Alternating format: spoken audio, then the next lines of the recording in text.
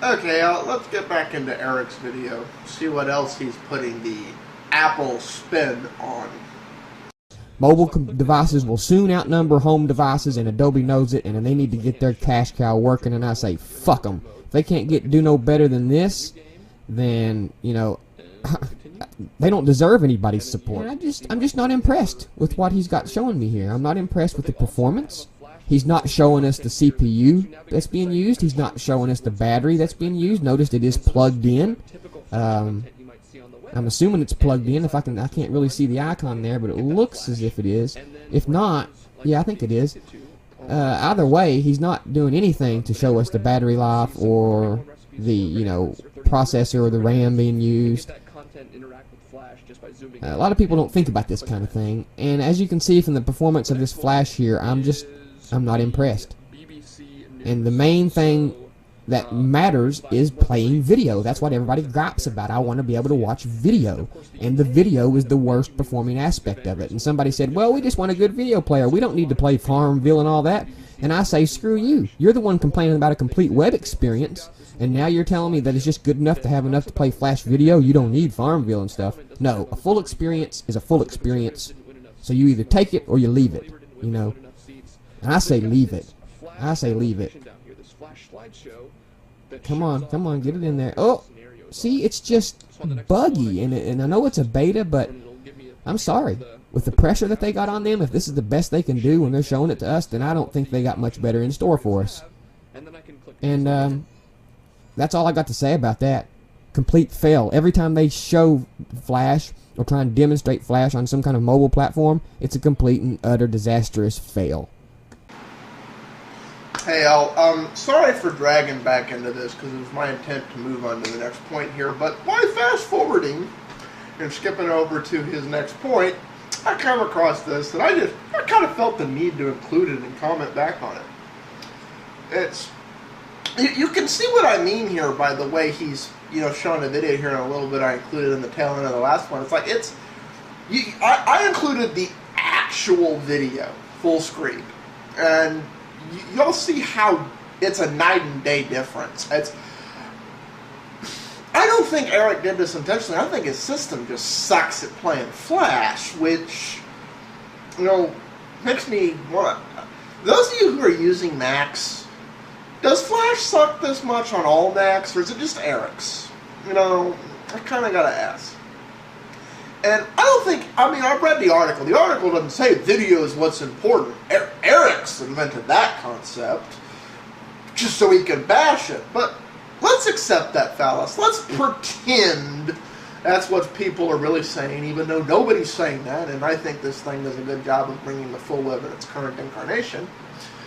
But let's pretend that fallacy is true. So that brings up a question that I want to ask Eric. And assuming he at least watches this video before he goes, fail, invalid point, I'm not approving that response. Here is my question to you, Eric.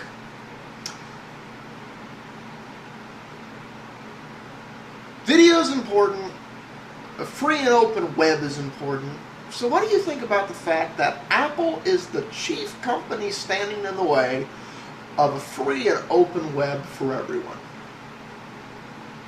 I mean, there's this little thing called the VP8 codec now that works on every mobile device except the iPhone platform.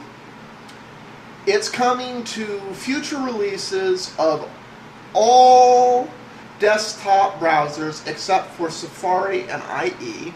And IE is going to get to backdoor into it because Adobe, this big bad evil company that apparently nobody wants, is supporting a free and open web in the form of making Flash also play all VP8 video via the Flash plugin for systems that don't natively support VP8 and WebM. Which means IE will play it, and Safari on the Mac will play it, but the iPhone platform isn't going to play it. Which means Apple is dictating one internet for the iPhone, another internet for everyone else. You keep saying it's Adobe doing this, that it's the big bad Adobe Apple's protecting us from, that Adobe's trying to cram their standard down our throat. Well, from where I'm looking at, Adobe's playing ball with everyone else, except for Apple, because Apple doesn't want to play ball with them.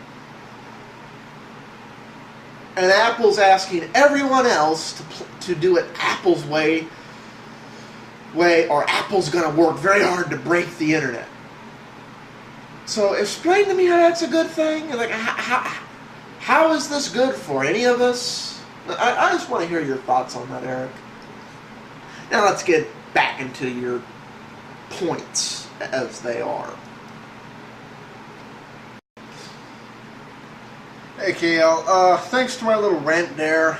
As much as I try, there's just too much to get into in this Google stuff, in the what's left of this video, even though there's a lot of time left in it. So it's going to have to be a whole new video stream. I will start it up there. I apologize. Thank you, YouTube time limit. Ironic, isn't it, that I'm going to be having to point out how Google's being unfairly attacked when the reason I can't point it out in this video is because they're unfairly handicapping how much time I have to talk. Oh well. See y'all in the next vid. Peace out, all.